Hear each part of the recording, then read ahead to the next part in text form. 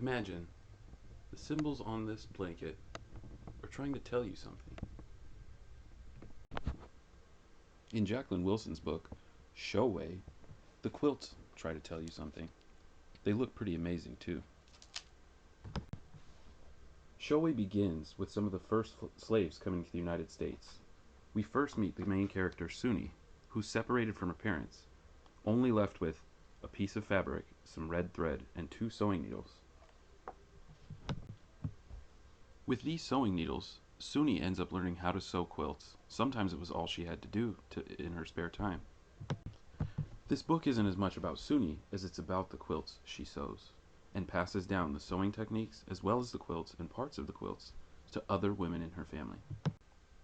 We get to meet generations of Suni's relatives. They all go through some sort of struggle and strife, but throughout all of this struggle, one thing that remains common with them is that they all have showways. Showways are only pieces of a quilt, small pieces of a quilt. As for what they mean, I can't really tell you. It's a secret. You'll have to read the book to find out. Maybe you're somebody who wants to read about civil rights and slavery and the strife that these girls had to go through. Maybe you like stories about perseverance.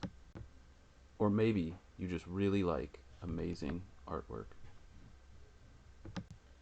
Either way, this story from Jacqueline Woodson, or maybe just the pictures from Talbott, will really impress you.